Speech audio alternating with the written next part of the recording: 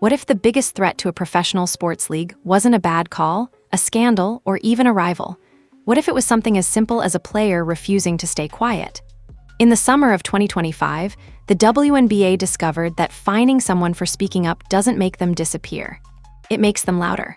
One $500 penalty, meant to send a message, accidentally created an entirely different one. A woman who was supposed to fade into the background became impossible to ignore. Within weeks, she had sold out merchandise, signed with major brands, and attracted an offer from professional wrestling. None of it was planned. None of it was part of some grand strategy. It all started because she decided that protecting her teammate mattered more than protecting herself from league consequences. This is how a fine meant to silence a player ended up amplifying her into one of the WNBA's most talked about personalities of the year. And what the league learned in the process changes how we should think about control, punishment, and authenticity in professional sports. Before the viral shirt, before the wrestling offer, before any of this became a story the internet couldn't stop talking about, Sophie Cunningham was already building a reputation inside the WNBA that had nothing to do with her scoring average. She spent 6 seasons with the Phoenix Mercury before being traded to the Indiana Fever, which meant she arrived in Indianapolis as a veteran presence in a locker room suddenly built around one of the most hyped rookies in basketball history. Caitlin Clark didn't need another scoring option. What the Fever needed was exactly what Cunningham had spent 6 years learning to provide: protection, not the physical kind you'd see in a job description. The kind that happens when a veteran silently positions herself between her teammate and incoming danger, night after night, without fanfare or recognition. That pattern had been forming since the season's opening weeks. Fans in Fever communities began circulating clips of Cunningham doing the small things that don't show up in box scores: offering a hand after a hard foul, standing between Clark and a defender who'd crossed a line, absorbing contact meant for someone else. It was the kind of teammate loyalty that gets remembered in locker rooms but rarely makes national news. Everything changed on June 17, 2025, during a game between the Indiana Fever and the Connecticut Sun. Earlier in the contest, Sun guard Dijon Carrington had poked Clark in the eye.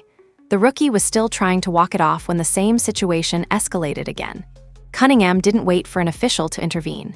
She didn't think about consequences or fines or what it might mean for her own standing in the league. She simply grabbed Sheldon and pulled her to the ground. Both players were ejected with under a minute remaining. Within 24 hours, Cunningham had gained roughly 500,000 new followers across TikTok and Instagram combined. Her jerseys started moving. Her name trended independently of any game result. None of this happened because she suddenly became a better shooter. It happened because she did something the league's officiating had, in the eyes of thousands of frustrated fans, repeatedly failed to do: protect the players getting hit. That frustration wasn't unique to Cunningham. Fever head coach Stephanie White publicly acknowledged it during interviews that season, noting that everyone on the court seemed to be improving except the referees. Coaches across the league echoed similar complaints throughout the summer. Multiple teams, multiple voices, all saying the same thing. What made Cunningham different wasn't the substance of the complaint. It was that she backed it up with action, physical and undeniable, right there on the court for everyone to see. The label enforcer stuck to her almost immediately, even though the WNBA doesn't officially recognize that role the way ice hockey does. Cunningham didn't resist it. She leaned into it. She became outspoken about what she considered inconsistent officiating. She was unafraid of confrontation. She said out loud what plenty of other players were apparently thinking but keeping private. That willingness to be visible about frustration, to not apologize for caring about her teammates' safety, positioned her as something rare in professional sports. A player who seemed genuinely unbothered by the traditional consequences of stepping out of line. The Sheldon incident was the moment that crystallized everything that had been building quietly. But it wasn't the start of the story. It was the confirmation of a narrative that had already been forming in the background, waiting for one unmistakable moment that even casual observers couldn't ignore. By the time both players were ejected, Cunningham had stopped being just a defensive presence on the court. She had become, in the eyes of a rapidly expanding audience, the physical answer to a systemic problem the league's own officiating seemed unwilling to fix. She was the enforcer the league didn't have, stepping into a void that bad calls had left wide open. And the internet, watching from home, had noticed. They hadn't just noticed. They had started waiting to see what she would do next. The foundation for everything that followed had been laid. The fine was coming. The viral moments were coming. But none of it would have landed the way it did without understanding that Cunningham had already earned her audience's attention through something far more authentic than any marketing campaign: her willingness to be loyal when loyalty was risky. By early July, the narrative around Cunningham had shifted from something confined to basketball discourse into something genuinely cross-cultural. She wasn't just a defender anymore. She was becoming a personality, someone fans wanted to follow for reasons that extended beyond what happened on the court. On July 18th, she posted a TikTok video that seemed almost too simple to cause any real controversy. She lip-synced to a line from a Sabrina Carpenter song. "Stupid, or is it slow? Maybe it's useless." The caption tagged several referees, no names, no direct accusations, just a sarcastic jab dressed up as trending audio. It was the kind of thing thousands of athletes post every week. Generic, somewhat clever, designed to get engagement from fans who share the same frustration. This video spread almost immediately, racking up 1.3 million views within days, which raises an obvious question. Would a single sarcastic TikTok really be worth a formal league fine? The WNBA apparently thought so. Cunningham received word that she had been fined $500 for the post. It wasn't even the first fine that season. She'd already been hit with a $400 penalty for her role in the Sheldon incident weeks earlier. Later, she would face another $1,500 fine for comments made on her own podcast about officiating. 3 separate fines, escalating in amount, all centered on the same underlying issue. She kept talking about something the league seemed desperate to have her stop discussing. What happened next was crucial. Instead of issuing a carefully worded apology through a team publicist or staying quiet and accepting the penalty as part of doing business, Cunningham posted about the fine directly on social media. She wrote that she'd been fined $500, that she found the whole situation somewhat funny, and that maybe the league should focus on more important issues. The tone wasn't angry or defiant. It was almost amused, like she'd expected exactly this outcome and found it faintly ridiculous. That tone changed everything about how the story landed. Fans responded overwhelmingly in her favor. Comments flooded the posts. People offered to help cover the fine. Others joked that the league should be finding referees instead of punishing players for pointing out obvious problems. The praise wasn't just for what she'd said, but for how she'd said it. She was giving voice to something fans had been feeling all season, that the league was punishing the messenger instead of fixing the problem. The fine, in other words, didn't silence her. It became content. It became proof of something her supporters had already started believing, that she was right about officiating, and the league knew it. This happened within a context most people weren't fully aware of. Earlier that same month, New York Liberty guard Natasha Cloud and forward Isabel Harrison had received a fine warning for wearing hats on the sideline during a game they weren't even active for due to injury. The pattern was becoming visible. Fines for things that seemed trivial. Fines that were rarely explained publicly. Fines that often only became known when the players themselves chose to share them. That lack of transparency from the league became part of the story as much as the fines themselves. When Cunningham posted about her penalty, she was doing something the league's own communication practices had created a vacuum for. The league had chosen to handle discipline quietly, without public explanation. That strategy might have worked in an era before social media, when players couldn't reach millions of people instantly. But Cunningham could. And her decision to make the fine visible, to turn it into a joke instead of a shame, gave her supporters a concrete example to point to when discussing larger questions about league fairness. It wasn't just her fine anymore. It became evidence in an argument about how the WNBA treated its players. Punishing a player for pointing out officiating problems doesn't erase those problems. It just adds a second story on top of them. Instead of the conversation being about referees missing calls, it became about a player being punished for noticing. And Cunningham, whether by instinct or design, understood exactly how to keep that second story alive without saying anything else that could be used against her. She had turned punishment into a moment of connection with her audience. The fine that was supposed to quiet her had done the exact opposite. It had made her more visible, more relatable, and more interesting to everyone watching. The league had handed her a gift wrapped in irony, and she'd opened it on social media for millions to see. Roughly a week after the fine became public, the Fever were scheduled to play the Chicago Sky at Wintrust Arena on a night the venue had branded as Barbie Night. Pink lighting, Barbie-themed giveaways, the usual game night spectacle designed to draw crowds and create a fun atmosphere around basketball. Sophie Cunningham walked into that arena wearing something that had nothing to do with any official promotional plan. A plain white t-shirt with 4 words printed across the front, "Hot girls eat Arby's." Paired with black leather shorts, the outfit was equal parts absurd and perfectly timed. It was the kind of thing that should have been a minor footnote, a funny outfit choice that maybe a few fans would notice. Instead, it spread across social media within minutes of the first photo being posted. What made the shirt work wasn't just the humor of wearing fast food branding to a professional sports game. It was the context surrounding it. Cunningham had already built a small but growing following for food-related content on her social media accounts. In April, she'd posted a viral video of herself trying Arby's for the first time on camera, and that video had circulated among her supporters. Arby's social media team had almost certainly been watching her account during that original post. The brand wasn't discovering Cunningham for the first time when the Barbie night photo went viral. They'd been monitoring her, waiting for the right moment to make a move. That moment came faster than either party probably anticipated. Arby's reposted the photo of Cunningham in the shirt and publicly crowned her an unapologetic queen, effectively naming her a brand ambassador in real time, in front of an audience that had no idea the partnership was coming. The response from fans was immediate and overwhelming. Praise flooded the replies, directed at both Cunningham and whoever on the Arby's marketing team had made the decision to run with it. People were genuinely impressed by the authenticity of the moment. This wasn't a carefully negotiated endorsement deal with scripts and months of planning. It was a fast food chain recognizing a genuine cultural moment and having the confidence to move fast.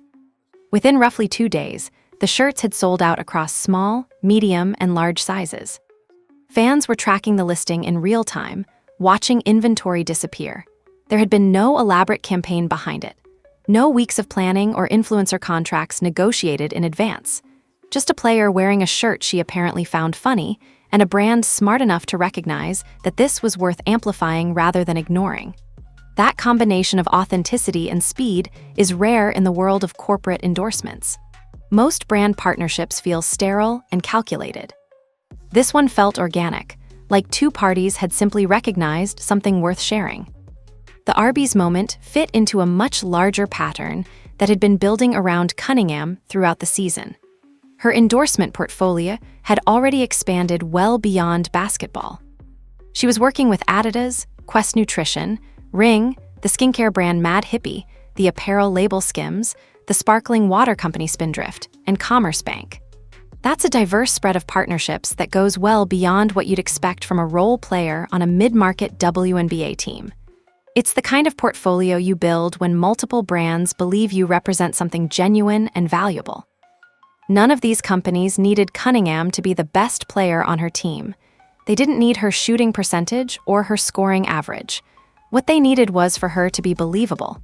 By that summer, believable was exactly what she had become.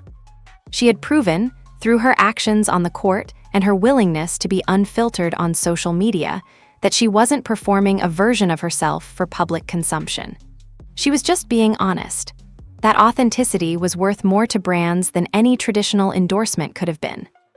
What made the Arby's shirt different, though, was the timing. It arrived just days after a league fine that was supposed to make her more cautious, not less. It was supposed to make her think twice before posting, to pull back from the spotlight, to become quieter. Instead, she walked directly into an arena wearing something guaranteed to keep the story going. The league had fined her for a TikTok, and the internet rewarded her with an entirely new persona, the girl who eats Arby's. The merchandise sold out. The brand partnership was suddenly official, And the timing of it all was about to invite an offer from somewhere nobody expected.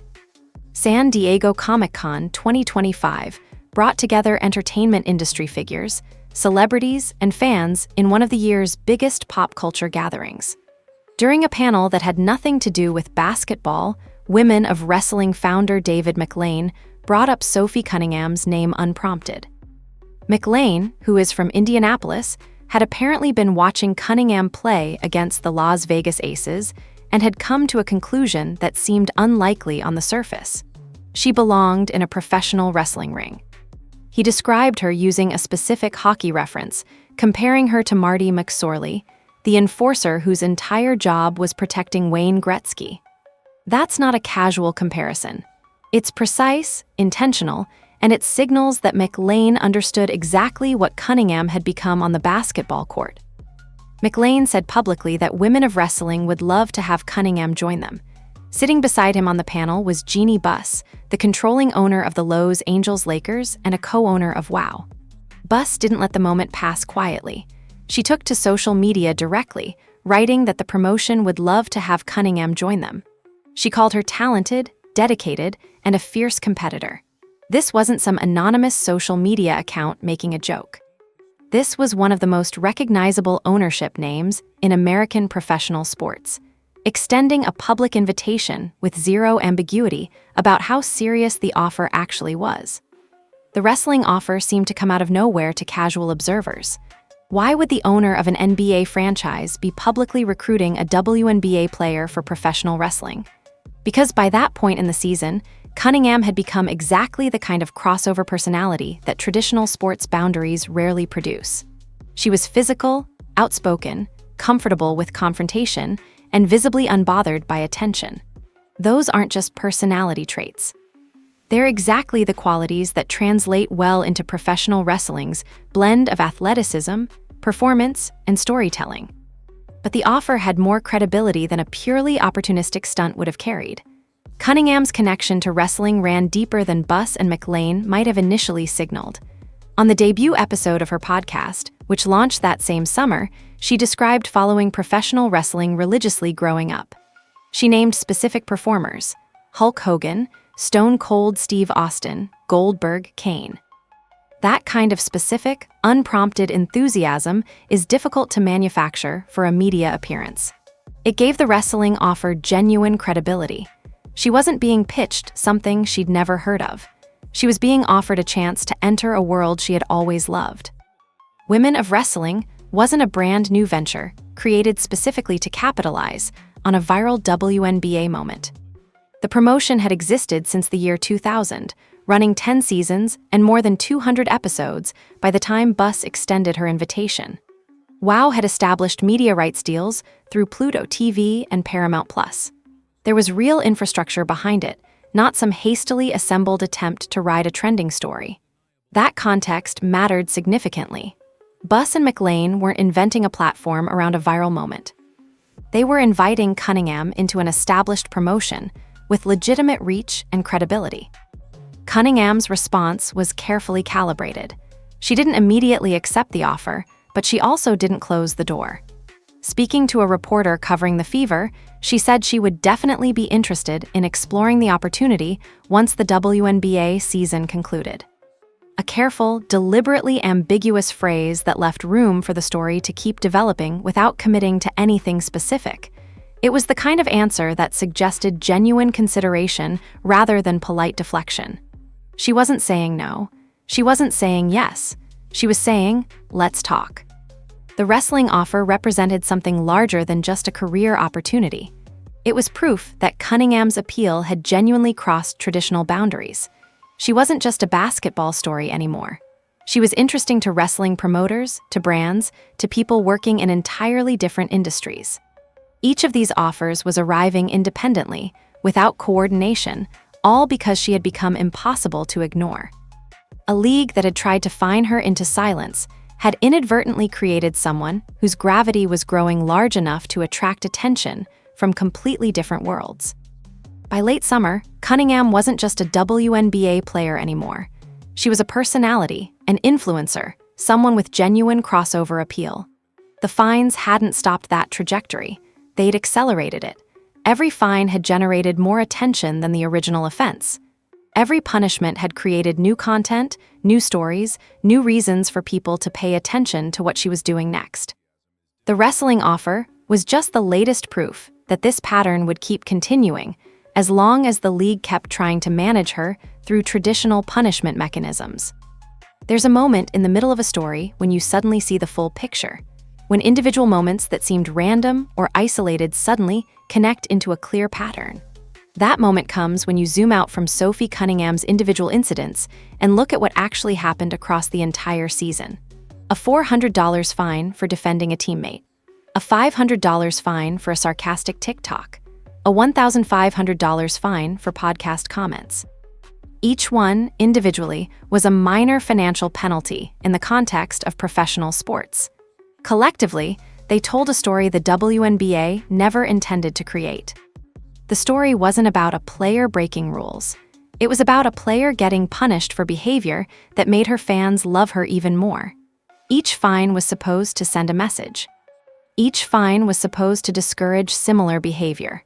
Instead, each fine became proof of something her supporters had already started believing: that she was right, that the league knew it, and that the league was trying to silence her because they couldn't actually fix the underlying problem.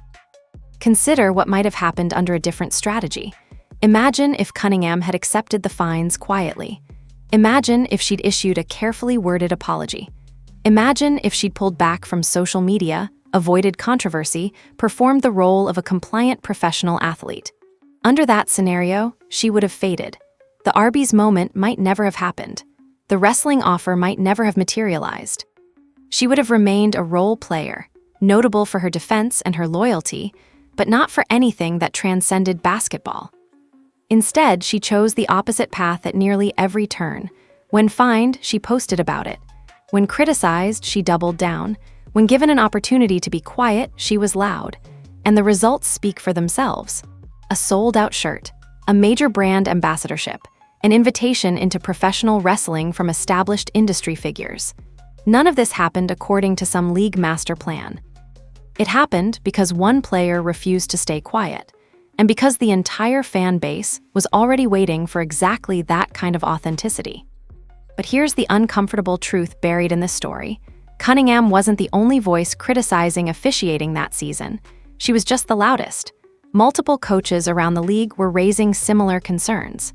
Stephanie White, the Fever's head coach, acknowledged publicly that officiating had become a persistent problem. Other coaches echoed the same complaints in post-game interviews throughout the season. The frustration wasn't confined to one player. It was league-wide. Cunningham's fines didn't put a spotlight on a lone complainer. They put a spotlight on a complaint that significant portions of the league's own coaching staff already shared. What made her different wasn't the substance of her complaints. It was her willingness to make them loudly and repeatedly, regardless of the financial consequences. Where other players might have voiced frustration privately or through carefully measured statements, Cunningham posted the fine amounts directly. She added jokes. She moved on with her season. That approach turned punishment into content, and content into a loyal, growing audience that responded to her authenticity far more than it responded to any official league messaging. Other players around the league appeared to take note. Cunningham's approach, transparent, slightly self-deprecating, entirely public, offered a template that didn't require confrontation or bitterness to be effective. She was showing that you could challenge the league and still be relatable. You could disagree with authority and still maintain your professional relationships. You could be punished and still emerge stronger. That's a powerful example for other athletes to witness. The real lesson here extends well beyond Cunningham's season. It reveals something fundamental about how traditional sports leagues have lost control of their narratives. For decades, the playbook was simple: find the player, issue a brief statement, move on before the story gains momentum. That strategy was built for a media environment where players had limited direct access to audiences. They depended on league-approved channels to be heard. They needed journalists to tell their stories. They needed the league to grant them a platform. Cunningham's season demolished that assumption. A player with a phone and a large following can turn a punishment into content faster than a league communications department can finish drafting a response. Before the league finishes explaining why something was a fine, the player has already reframed it as a joke. Before the league can control the narrative has already been rewritten. The power dynamic that kept leagues in control for generations has completely shifted. Brands recognized this shift before the league did. Arby's didn't chase Cunningham because she was compliant. They chased her because she was generating genuine, unscripted attention. Women of Wrestling didn't extend an offer because she fit some predetermined marketing plan. They offered because she represented something real.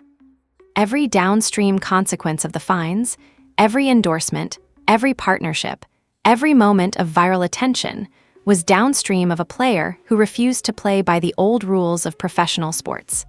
And the league's attempt to enforce those old rules only made the new story bigger. Here's the question that keeps emerging as you work through this story. What if the league had simply chosen not to fine her?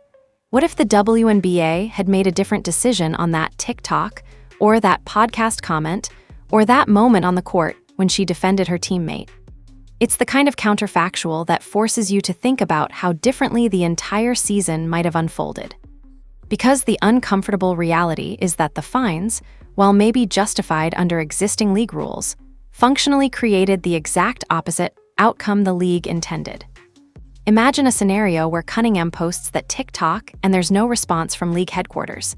The video reaches 1.3 million views. Fans engage with it. The conversation about officiating continues, but there's no fine to talk about. There's no public punishment to rally around. There's no moment where a player becomes a symbol of something larger by refusing to accept league discipline quietly. In that scenario, the moment probably peaks and then gradually fades. She remains a defender, a teammate, someone fans respect. She doesn't become a story that transcends basketball. Or imagine the Arby's moment without the context of recent fines. The shirt goes viral. The brand responds. The merchandise sells out. But there's no narrative of league punishment preceding it. There's no sense that she's earning sponsorships as a rebellion against league authority. There's no symbolism of the league trying to silence her while brands were simultaneously amplifying her. The endorsement is just a good marketing moment. It's notable, but it's not connected to a larger story about fairness or authenticity or the league losing control of its own narrative. And the wrestling offer, without the pattern of fines, without the sense that she's someone willing to challenge authority, it probably never arrives at all. Buss and McLean would have seen a good defender. They wouldn't have seen someone who embodies the kind of crossover authenticity that wrestling promoters value. The offer came because Cunningham had become a personality, not just an athlete. And she became that personality because she was punished for behavior that her audience loved. The league faced a difficult situation that season. Officiating was genuinely inconsistent. Fans were genuinely frustrated. Coaches were genuinely raising concerns. Those facts were all true. The question was how to handle a player who was giving voice to that frustration in ways that couldn't be ignored. The league chose to fine her, but fining her didn't make her quieter. It made her louder. It made her relatable. It made her into a symbol of something larger than just one player's complaints. There's a broader lesson here that extends far beyond professional basketball. It's about the fundamental mismatch between how traditional institutions try to control narratives and how narratives actually work in the age of social media. Traditional sports leagues built their playbooks during an era when they had significant power over the story. They could fine players, issue a statement, and move on because players couldn't reach millions of people directly to tell their own version of events. They couldn't create content instantaneously. They couldn't shape the narrative in real time. Cunningham's season revealed how completely that power dynamic has inverted. The league no longer controls the narrative. The player does. And when the league tries to enforce old rules against new realities, the enforcement itself becomes the story. The fine becomes bigger than the original infraction. The punishment becomes proof of something fans already suspected. The league loses not because it was wrong about the rules, but because the rules themselves became irrelevant. This doesn't mean leagues should never fine players. It means fines only work as punishment when the entire ecosystem still operates under the old assumptions. When players didn't have social media platforms, fines created shame that stuck. When fans only got information through official channels, fines signaled the league's authority. When there was no alternative narrative available, the league's version prevailed. None of those conditions exist anymore. Cunningham understood this intuitively, whether consciously or not. She didn't respond to fines with shame or silence. She responded with humor and transparency. She acknowledged the fines existed, treated them as minor inconveniences, and moved forward. That response turned punishment into irrelevance. By refusing to perform the role of a chastened player, she made the fines pointless. The league had no power because she simply didn't accept their authority to shame her. The Fever's fan base, meanwhile, had been waiting for exactly this kind of authenticity. They had watched a season of officiating failures go uncorrected by league authorities. They had watched coaches raise concerns that went unaddressed. And then they watched a player say out loud what everyone was thinking, face a fine for it, and refuse to apologize. That was the moment they decided Cunningham deserved their loyalty. Not because she was the best player, because she was willing to be real in a sport that often demands performance instead of authenticity.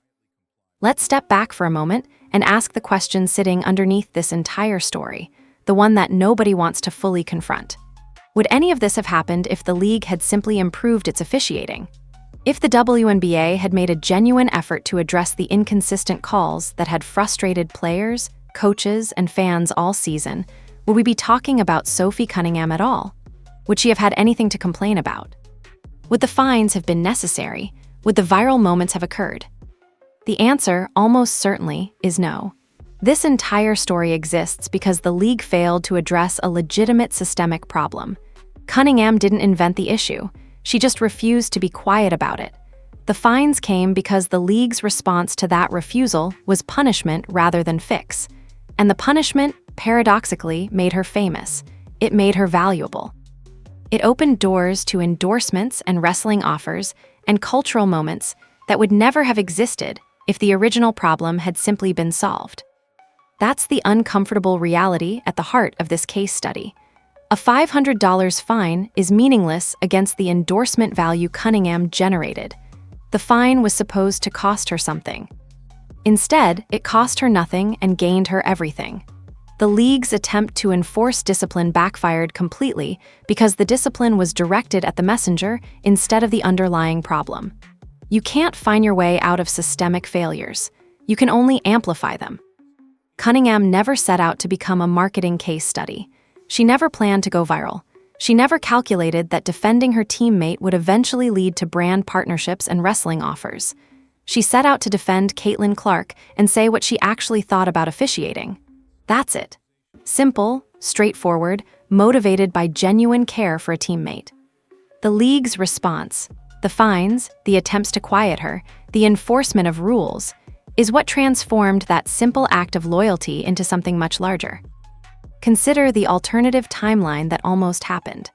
If Cunningham had responded differently to the first fine, if she'd issued an apology, if she'd become more cautious about what she posted, if she'd internalized the league's message that she should stay in her lane and stop talking about officiating, none of this would have materialized. The Arby's moment might never have happened. The wrestling offer would never have come. She would have remained a role player with a reputation for defense. Nobody would be making videos about her. The league's strategy would have technically worked. But that's not what happened. She chose to be public about the fines. She chose to treat them with humor rather than shame. She chose to keep talking about officiating despite the financial consequences. And in making those choices, she became exactly the kind of person brands want to work with. She became exactly the kind of personality wrestling promoters recognize as valuable. She became someone whose authenticity transcended basketball. The broader lesson extends beyond Cunningham or the WNBA. It's about how authenticity has become the most valuable currency in modern media. Scripted, calculated, carefully managed messaging is easier to ignore than ever before. But genuine, unfiltered, real moments where someone is willing to face consequences for saying what they actually think, those moments connect with people in ways that traditional marketing never can. Arby's didn't chase Cunningham because some marketing team calculated that it would look good. They chased her because they'd been watching her social media, they'd seen her genuine engagement with their brand, and they recognized that she represented something authentic. Women of wrestling didn't offer her a spot because she fit a demographic. They offered because she embodied qualities, physical presence, competitive drive, willingness to step into confrontation, that were genuinely valuable to wrestling. Every endorsement followed from the same basic recognition.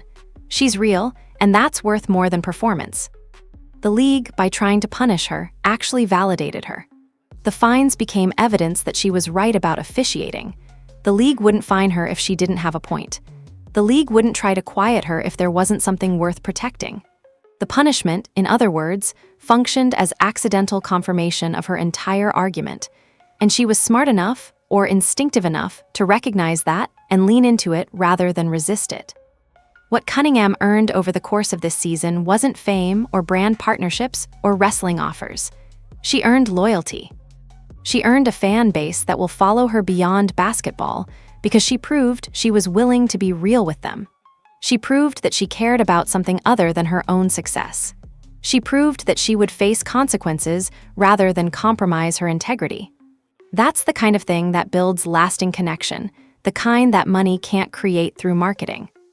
If you wanted to write a case study about what works and what doesn't in modern celebrity building, you couldn't ask for a better example. One player, one league, one series of fines that were supposed to enforce order but accidentally created chaos. The league tried to silence her and made her louder. The league tried to punish her and made her valuable. Every action intended to control the narrative ended up amplifying it instead. That's the story that actually matters. Sophie Cunningham never asked to become a marketing case study. She never planned any of this.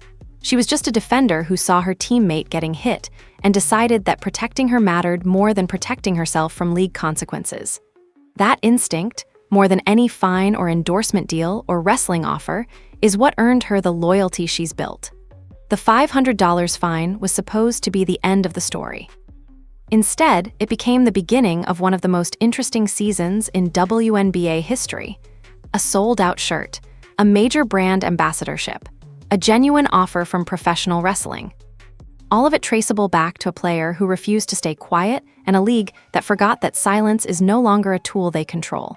The uncomfortable truth is that the league could have prevented this entire story by fixing the officiating. Instead, they chose fines. And in choosing punishment over solutions, they created exactly the opposite outcome they intended. Cunningham's season teaches a hard lesson to anyone in a position of authority. You can't find your way out of legitimate complaints.